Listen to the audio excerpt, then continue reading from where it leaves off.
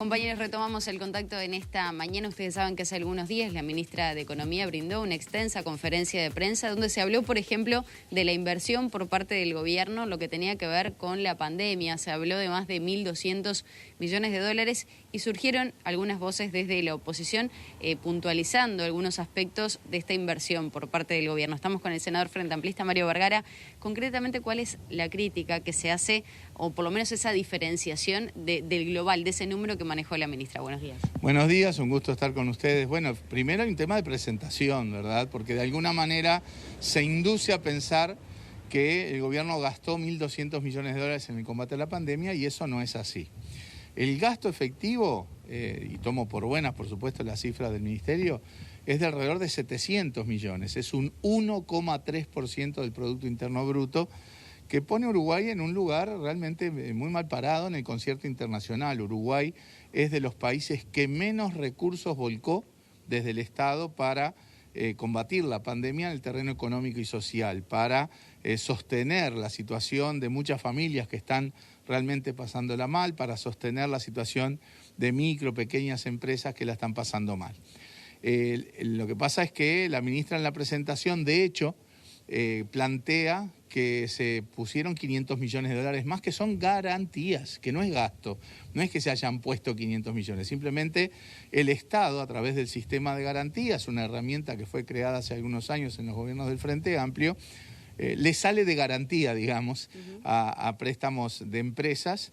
En el marco de la pandemia eso alcanzó unos 500 millones. Está muy bien ese mecanismo, pero nos parece engañoso sumar estas cosas, hablar de 1.200 millones, porque en realidad lo que se puso fueron 700 y estos otros 500 son garantías. Creo que la gente distingue bien lo que es gastar y lo que es salir de garantía, son dos cosas diferentes, por eso no son peras más peras, son peras más manzanas, no se pueden sumar y hay que volver a la idea de que el Estado uruguayo es de los que menos ha volcado recursos para sostener en el terreno social y en el terreno económico. ¿En ese sentido se debería invertir en esos aspectos? Sin duda hay que incrementar esa ayuda, lo están haciendo todos los países del mundo. Uruguay está en los últimos lugares del mundo en este sentido.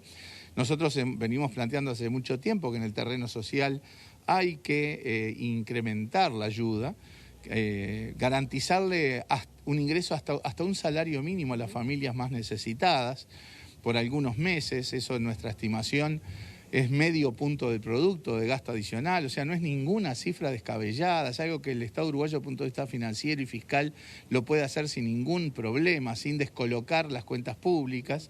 También ayudar más a micro y pequeñas empresas, comercios que están teniendo muchas dificultades.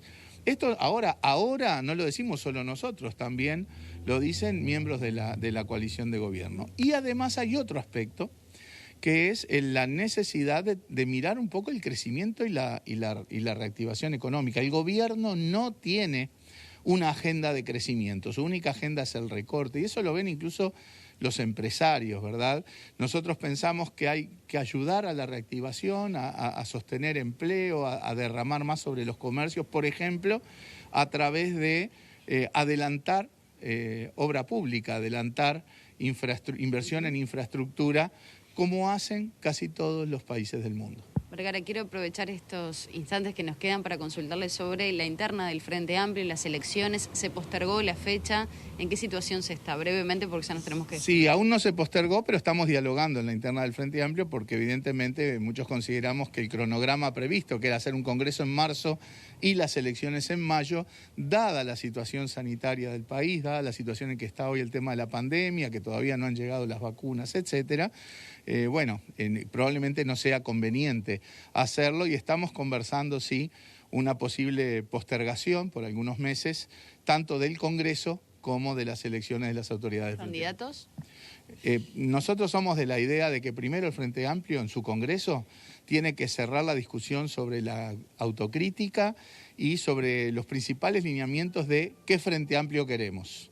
Después hablaremos de nombres o de candidatos. No podemos poner la carreta delante de los bueyes. Muy bien, Vergara, le agradecemos este contacto con Arriba Gente. Ha sido un gusto. Era la palabra del senador del Frente Amplio, Mario Vergara. Siguen ustedes.